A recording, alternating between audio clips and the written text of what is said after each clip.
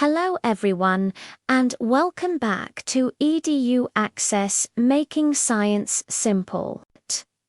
Look at this beautiful bright day, a perfect day for a refreshing glass of lemonade. Here we have our friends Avi and Thirov enjoying just that. This lemonade tastes great, says Avi, taking a happy sip. But what makes it so cool and refreshing, Thirov? Thirov, always the confident one, points to the glass. Of course, it's the ice cubes. They're what make it so chilly. See how they float around. They're not like water, they're solid. Avi looks closer, a curious expression on his face. They're melting into water. So, are they really different? It's confusing. Is ice just frozen water, or is it something else entirely? That's an excellent question, Avi, and it's a question that has puzzled many people. Are ice and water different substances? Well, today we're going to dive deep into this mystery and find out. Let's get ready to explore the amazing world of water and its different forms. Today, we'll start our journey by looking at the three main states of water: solid, liquid, and gas. You see, many things around us can exist in different forms, or what scientists call states of matter. Think about it. You can hold a block of wood, which is a solid par. You can pour a glass of juice, which is a liquid, and you can feel the air you breathe, which is a gas. Water is super special because we can easily see it in all three of these states in our everyday lives. When we say something is a solid, like our ice cubes, we mean it has a fixed shape and a fixed volume. You can pick up an ice cube, you can feel its hard edges, and it stays in that cube shape at least until it starts to warm up. It doesn't just spread out all over the table. When we talk about a liquid, like the water in our lemonade, we mean it has a fixed volume, but not a fixed shape. It flows. If you pour it from a tall glass into a wide bowl, the water will take the shape of the bowl.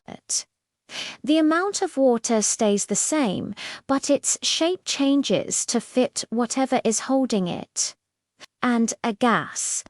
Well, a gas has no fixed shape or volume.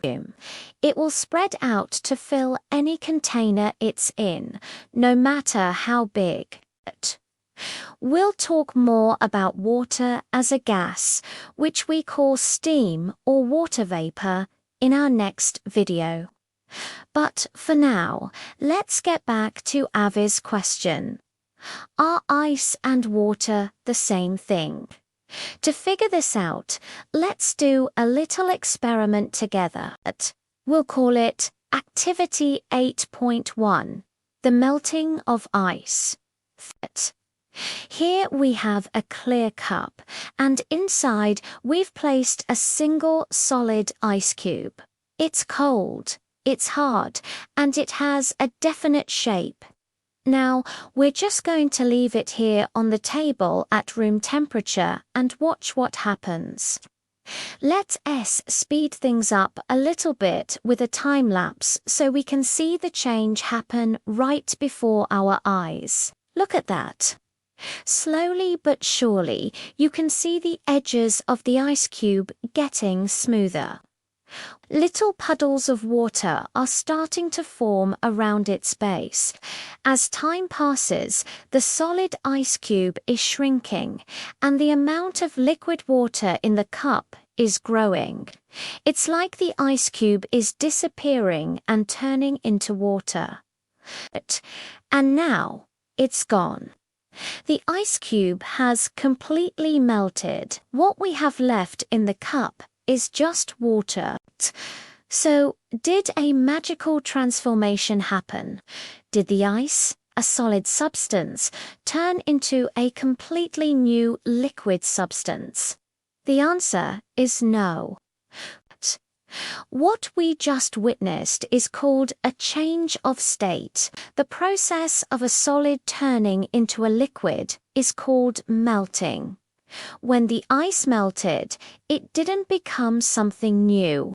It just changed its form. The substance itself is exactly the same. Ice and water are both. Water, wow. So the ice didn't disappear. It just changed its form. That's right, Avi. To understand this better, let us imagine we have super-powered goggles that let us see the tiniest particles that everything is made of. These particles are called molecules. If we looked at the ice cube with our goggles, we'd see that the water molecules are packed together very tightly in a neat, organized pattern. They're jiggling in place but can't move around much. This is what makes ice solid and hard. Now, as the ice starts to warm up, it absorbs energy from the air around it. This energy makes the molecules jiggle faster and faster. They start to break free from their neat pattern. If we look at the liquid water in the cup, we'd see those same water molecules, but now they are moving more freely. They are still close together, but they can slide and tumble past one another. This is why water can flow and take the shape of its container. It's the same molecules, just with more energy and freedom to move. So, melting is simply the change from the solid state to the liquid state. The key thing to remember is that no new substance is formed. It's still the same stuff, just in a different outfit. You could say ice is water in its solid outfit, and liquid water is water in its liquid outfit. Let's recap what we've learned so far. It's important to really get this core concept down. Let's put ice and water side by side to compare them. 750. On one side, we have ice. It's in the solid state. What are its properties? Well, it's hard. If you try to poke it, it resists. It also has a fixed shape. A cube of ice stays a cube of ice. You can hold it in your hand. On the other side, we have water. It's in the liquid state. What are its properties? It's not hard. You can easily put your finger through it, and it does not have a fixed shape. It flows and takes the shape of whatever container it is in a glass, a bowl, or a puddle on the floor. But here is the most important part. Even though they look and feel different, a change of state does not mean a change of substance. Ice, liquid water, and even steam, which we explore next time, are all just different forms of the very same chemical substance. Archo, 1 part oxygen, 2 parts hydrogen. The molecules are the same, just their arrangement and energy level are different. So, the next time you drop an ice cube into your drink, you'll know that you're not adding a different substance. You're just adding water in its solid form to cool down water in its liquid form. Science is everywhere, even in a simple glass of lemonade. And that brings us to the end of part 1. But the adventure is far from over. What do you think happens when we leave a glass of water out on a sunny day? Where does the water go? Join us next time for part 2, where we investigate the disappearing water mystery. Coming next, the disappearing water mystery. Hey Thirov, look over there. Remember those big puddles in the playground this morning after the rain? They've completely vanished. Hey Avi, you're right. They're all gone. Where could all that water have gone? Do you think the ground just drank it all up? That was a lot of water. That's a very interesting thought, Thirov. But what if something else happened to the water? What if it didn't go down, but ... up? Let's put on our thinking caps and investigate this mystery together. Are you ready to solve the case of the disappearing puddles? To start our investigation, we need to observe carefully, just like real scientists. Let's think about the scene. It was a rainy morning, and the playground was covered in puddles. A few hours later, the sun came out, and the puddles were gone. The ground looks dry now. So, the key ingredients in our mystery are water, the ground, and the sun. Thirov's idea is that the ground absorbed the water. That definitely happens. Soil can soak up a lot of water, which is how plants get a drink. But look at the paved areas, the parts made of concrete. The puddles there are gone too, and concrete doesn't drink water like soil does. So something else must be at play. Could the sun have something to do with it? Let's think about other times we see water disappear. Have you ever left a wet towel out to dry, or watched a spilled drink on the pavement slowly vanish on a hot day?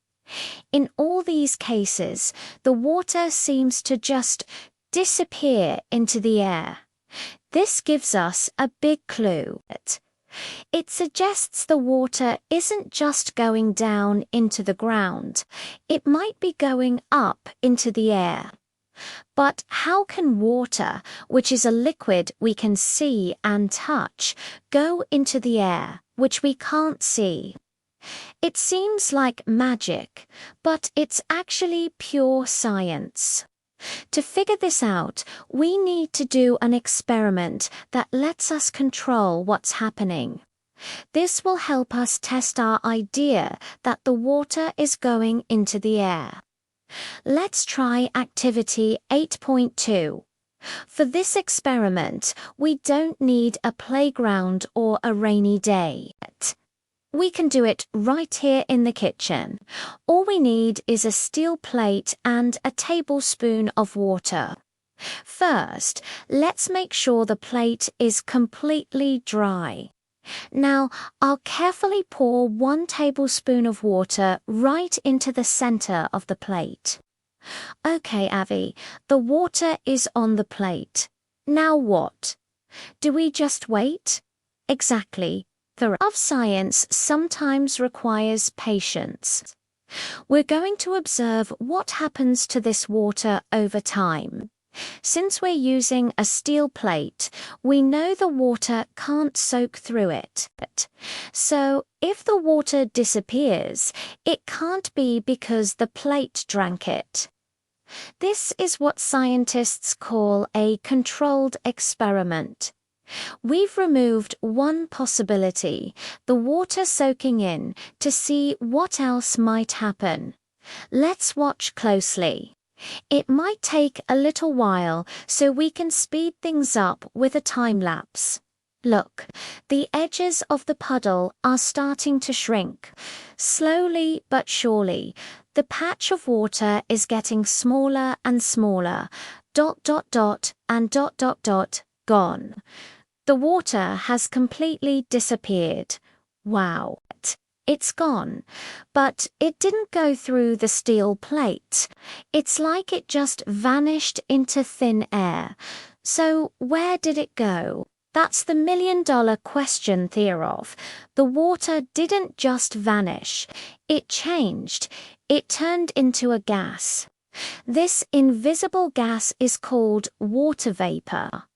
The water on the plate absorbed energy from the air around it. This energy made the tiny water particles, called molecules, get very excited and start moving around much faster. Imagine tiny dancers who are usually just swaying slowly together. When the music gets faster, they start jumping and bouncing all over the place. That's what happens to the water molecules. They gain so much energy that they break free from the liquid and float up into the air as a gas. This process of a liquid changing into a gas or a vapor is called evaporation. So, when we say the water disappeared, what really happened is that it evaporated. It changed from its liquid state, which we could see, to its gaseous state, water vapor, which is invisible. That's the solution to our puddle mystery. The sun warmed up the puddles, giving the water molecules energy to evaporate into the air. Evaporation isn't just a cool science experiment. It's happening all around us every single day, and it's incredibly important. Let's look at some examples from our daily lives. Think about doing laundry. When you hang wet clothes on a line, what happens? The sun and the wind help the water in the clothes to evaporate, leaving them nice and dry. The water doesn't drip out forever. It turns into water vapor and floats away. The warmer and windier the day, the faster your clothes dry, because the water molecules get more energy and are carried away more quickly. What about when someone mops the floor? The floor is wet at first, but after a little while, it's perfectly dry. Where did the water go? It evaporated. It changed into water vapor and mixed with the air in the room. This happens even without direct sunlight. The air in the room has enough energy to cause the water to evaporate slowly. Here's another one you see all the time now. Hand sanitizer. You rub the liquid on your hands, and within seconds, your hands feel dry. The alcohol and water in the sanitizer evaporate very quickly, taking the germs with them. That's evaporation working right in the palm of your hand. Even a cup of hot tea or coffee demonstrates evaporation. Can you see the steam rising from the cup? That steam is actually a cloud of tiny liquid water droplets that have just evaporated from the hot surface and are starting to cool down and become visible again. The process itself, the water turning into an invisible gas right at the surface, is evaporation. So, you see, from drying clothes to drying floors, evaporation is a constant process. It doesn't just happen when water is boiling. It can happen at any temperature, even room temperature. The warmer it is, the faster it happens. But it's always working in the background, playing a huge part in our world and in the Earth's water cycle. Now that you're an expert on evaporation, let's test your knowledge with a quick quiz. On the screen, you'll see 3 different pictures. Tap on the one that shows evaporation in action. Is it a melting ice cream cone, a glass of water with ice, or a wet t-shirt drying on a clothesline? Take a moment to think. Did you choose the drying t-shirt? If so, you're absolutely correct. The water in the t-shirt is turning into water vapor and disappearing into the air. Great job, science detectives.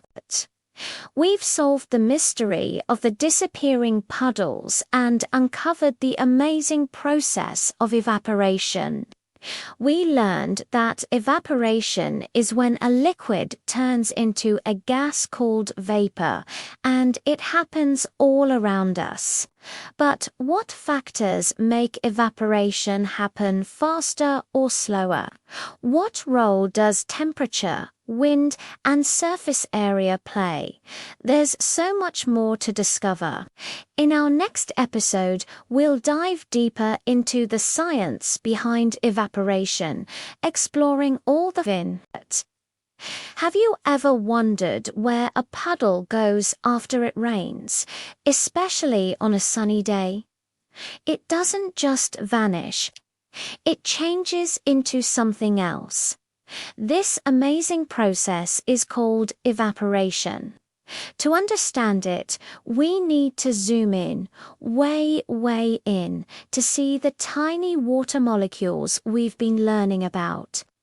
Imagine our little water molecules are like kids in a giant bouncy castle. When it's cool, they have some energy, but they mostly stick together, jiggling and bumping around. This is our liquid water.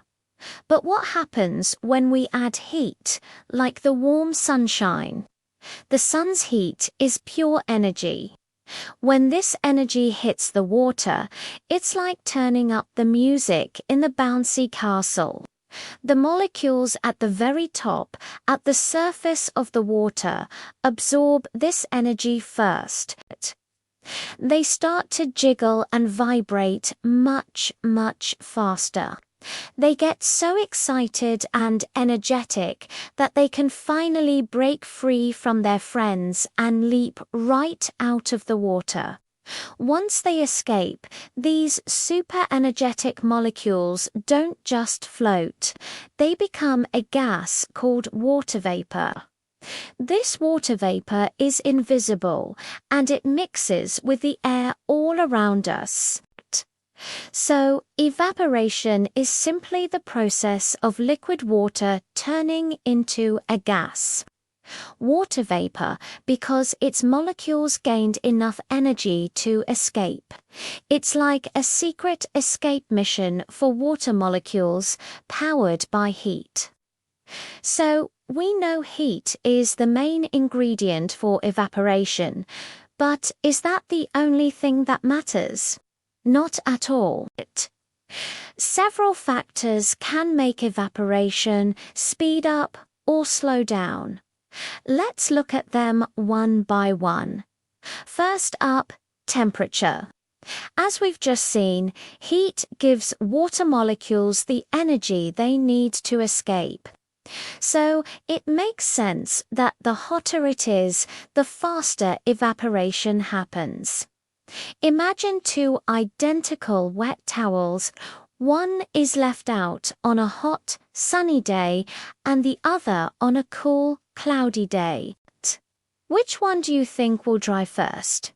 You guessed it, the one on the hot day. The sun's intense heat provides a ton of energy, causing the water molecules to escape much more quickly. Next, let's talk about the wind, or as scientists call it, air movement. Have you ever noticed that clothes on a washing line dry faster on a windy day, even if it's not very warm? Here's why. When water evaporates, the water vapor tends to hang around in the air right above the water's surface. If the air is still, it gets crowded with water vapor, making it harder for more molecules to escape. But when the wind blows, it's like a helpful friend clearing the way. The wind sweeps away the layer of water vapor, leaving a clear path for more water molecules to evaporate into the air. It's like an open highway for escaping molecules. Our third big factor is surface area.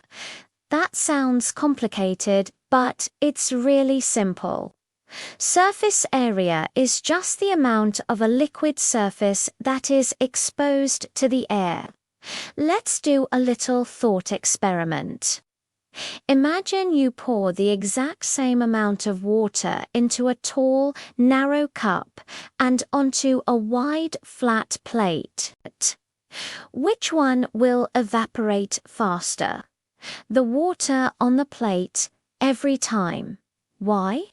Because on the plate, a much larger area of water is touching the air.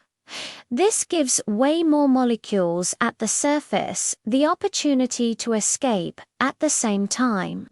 In the cup, only the molecules at the very top can leave, so it's a much slower process.